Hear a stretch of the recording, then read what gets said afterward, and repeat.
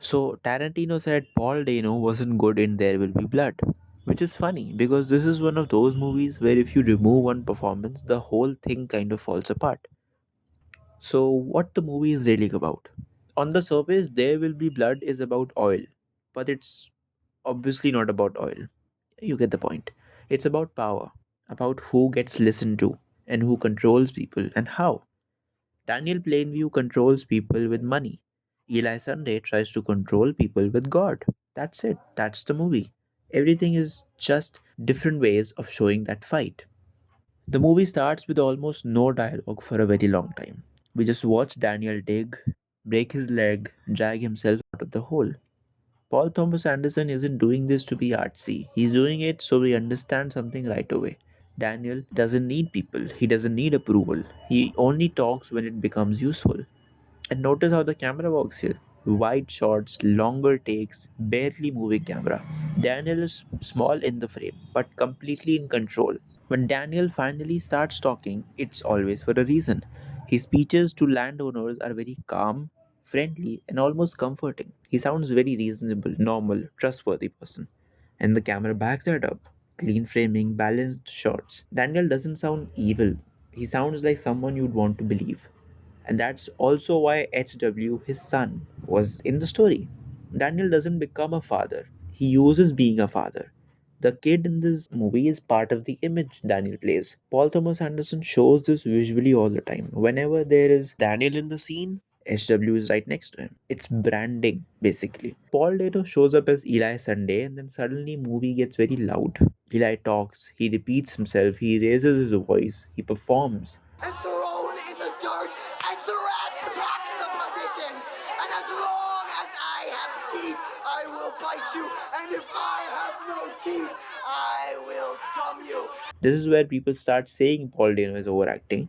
But here's the thing, Eli is supposed to feel fake. He's not a quiet spiritual person, he's a guy who learned that religion works better when it's a show. So Eli pushes, he insists on prayers, blessings, more public moments. He needs people watching because that's the only time he has the power.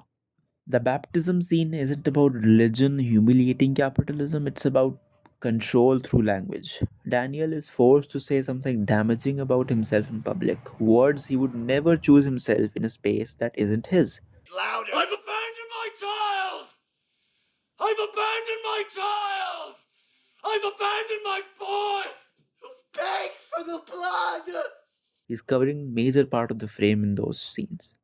Eli finally gets a win, and Daniel never forgets it. And when you notice that scene, after the baptism, Daniel goes up to Eli in the corner and says something to him which we as an audience don't hear, but we do know what he must have said. By the time we get to the bowling alley, both guys are basically empty. Daniel has everything and hates everyone.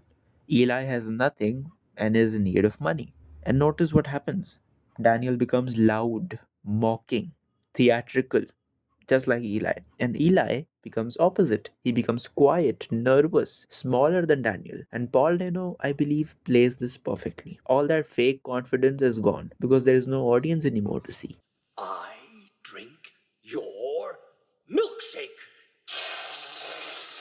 I drink it up! His worldview is very simple. If something exists, it exists to be taken. So was Paul Dano bad? I think no. He did exactly what the movie needed him to do. Eli is supposed to be irritating, performative, because the religion in this movie isn't about comfort or quiet. It's about competition with capitalism.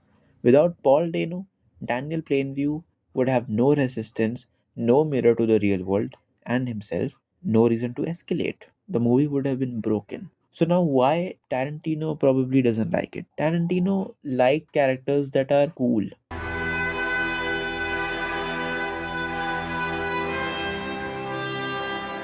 And I think this is where Tarantino thing actually makes sense, not as an insult, but as a difference in taste. Tarantino loves characters who owns the room. Even his villains are very charismatic, confident. Now, Paul Dano's Eli isn't that. Eli wants control, but he never fully has it. He reaches for the power and keeps losing for it. He performs confidence because he needs it to survive. That's not a knock on the performance, I think it's the design of the character. In a Tarantino movie, Eli would probably become sharper, cooler, more verbally dangerous. But in a Paul Thomas Anderson movie, Eli gets smaller, more desperate, more exposed. And neither approach is wrong. They're just aiming at different truths. Tarantino like power. There Will Be Blood is more interested in power that's already been rotting.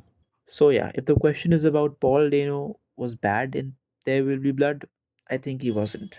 He was necessary for the plot.